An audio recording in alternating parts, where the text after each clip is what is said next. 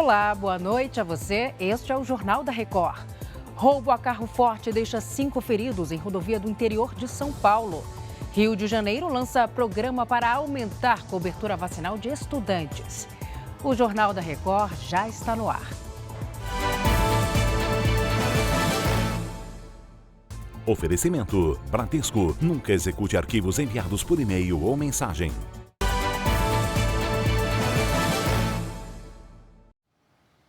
Cinco pessoas ficaram feridas no ataque a um carro forte na rodovia dos Bandeirantes, no interior de São Paulo, na noite desta terça-feira. O veículo roubado foi incendiado. O repórter Anderson Henrique tem as informações. Oi, Anderson. Boa noite, Salsi. O crime foi aqui no quilômetro 125, sentido a capital paulista, entre as cidades de Sumaré e Santa Bárbara do Oeste. Os criminosos atacaram o carro forte próximo a um posto de combustíveis. Houve tiroteio. Além disso, o veículo roubado foi incendiado. O corpo de bombeiros combateu as chamas. A polícia tenta localizar os suspeitos que fugiram. Não se sabe se os criminosos conseguiram levar alguma quantia. Os feridos foram levados para um hospital da região e não tiveram estado de saúde divulgados. Salsi. Obrigada pelas informações. Está previsto para ser votado nesta quarta-feira na Câmara Municipal de São Paulo o projeto de lei sobre a isenção de IPTU na região conhecida como Cracolândia, no centro de São Paulo. A gente vai conversar agora com Felipe Brandão. Felipe, se aprovado, quantos imóveis devem ser beneficiados? Oi, Salsi, muito boa noite para você, boa noite a todos. O projeto garante a isenção de 100% de 947 imóveis. A Câmara Municipal começou a discutir o projeto de lei nesta terça-feira. A proposta vale para os anos de 2024 e 2025 e faz parte de uma das etapas de revitalização da região. Nessa área, moradores e comerciantes convivem com a presença de traficantes e usuários de drogas. Nesta terça-feira, dependentes químicos se envolveram em uma confusão durante uma ação de limpeza da prefeitura. A Guarda Municipal conseguiu controlar a situação. O projeto de isenção do IPTU vai ser votado no primeiro turno nesta quarta-feira. O objetivo é iniciar o debate e as audiências públicas antes da segunda votação. Salsi. Tá certo, Felipe. Muito obrigada. O ministro da Fazenda, Fernando Haddad, afirmou que a taxação de investimentos no exterior é indispensável para a atualização da tabela do imposto de renda. Quem conversa com a gente agora é o Matheus Scavazini, direto de Brasília.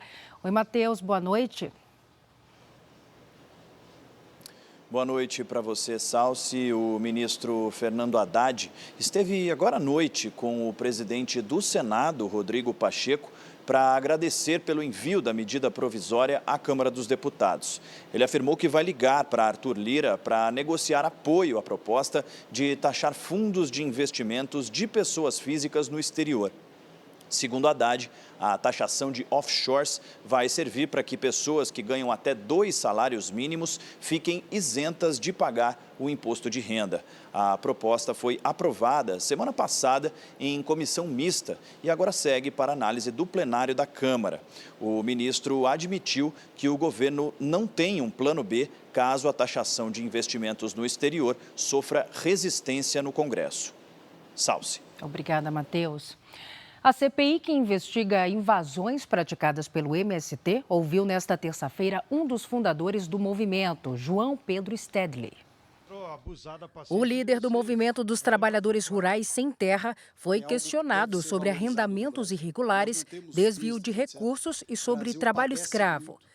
Stedley afirmou que, de acordo com o INCRA, órgão responsável pela reforma agrária, o movimento tem cerca de 500 mil famílias em 5 mil assentamentos pelo país e que os desvios de conduta não podem ser atribuídos a todos. Sobre as possíveis irregularidades que vocês estão repetindo,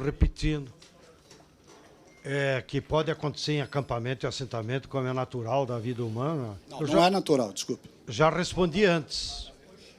Sobre as entidades que apoiam o movimento, são solidárias, cada entidade tem a sua autonomia. Quanto à invasão do movimento à propriedade da Embrapa em Pernambuco, Stedley admitiu que foi um erro e justificou, dizendo que o grupo só entrou na propriedade para chamar a atenção de um problema de divisão de terras na região.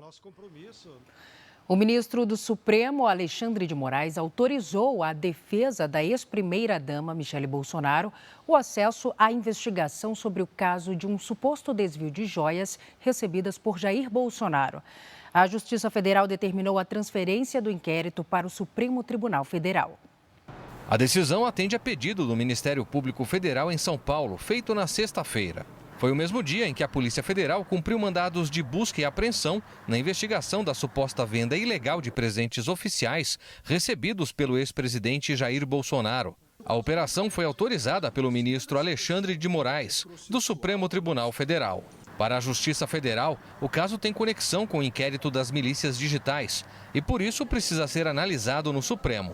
A apuração começou pelas joias que entraram ilegalmente no Brasil, com a comitiva do ex-ministro de Minas e Energia, Bento Albuquerque. Um colar, um anel, um relógio e um par de brincos de diamantes foram apreendidos na alfândega do aeroporto de Guarulhos em outubro de 2021. Depois disso, uma série de outras joias dadas de presente a Bolsonaro pelo governo da Arábia Saudita precisaram ser devolvidas pelo ex-presidente, já que a legislação brasileira determina que os presentes pertencem à União. Mas a operação da última sexta-feira revelou um suposto esquema de venda ilegal dos presentes em joalherias dos Estados Unidos. Um dos operadores apontado pela Polícia Federal é o ex-ajudante de ordens de Bolsonaro, Mauro Cid. Depois de encontrar mensagens comprometedoras no telefone de Mauro Cid, a Polícia Federal começou a perícia no celular do pai dele, General Mauro Lourena Cid, que também foi alvo de busca e apreensão. O reflexo do rosto do militar aparece na foto de uma miniatura em ouro anunciada para venda ilegal nos Estados Unidos. Agentes trabalham para recuperar mensagens deletadas do celular e de um computador apreendidos na operação. Com a mesma tecnologia, a PF recuperou mensagens trocadas entre Mauro Cid e o advogado de Bolsonaro, Frederic Wassef, apontado na investigação como operador da recompra de um relógio Rolex vendido a uma joalheria dos Estados Unidos. Segundo fontes ligadas à investigação, o Wassef procurou o ex-presidente para acertar a viagem. O advogado retornou com o Rolex ao Brasil em 29 de março, segundo a Polícia Federal. O relógio teria sido entregue a Mauro Cid em 2 de abril. Para os investigadores, o esquema de venda ilegal das joias tinha como objetivo o enriquecimento ilícito do ex-presidente Jair Bolsonaro. O Wassef deu uma entrevista no final do dia em São Paulo. Eu estava lá com o objetivo, comprei o relógio. E respondendo a sua pergunta, sim, a União me deve dinheiro. Eu fiz um favor ao Brasil, fiz um favor ao senhor que é pagador de imposto, eu fiz um favor a todos os brasileiros, porque eu paguei do meu bolso, tenho origem dos meus recursos lícitos, comprei o Rolex e vou provar para os senhores hoje, eu comprei um relógio e fiz chegar onde tinha que chegar. Ponto.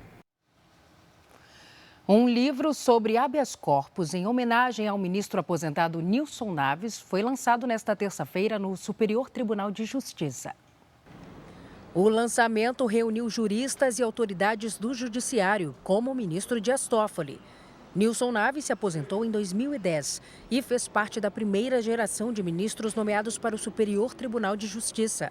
Ele foi presidente do tribunal entre 2002 e 2004. O tema central do livro é o habeas corpus, uma ação para garantir o direito à liberdade diante de alguma ilegalidade na prisão.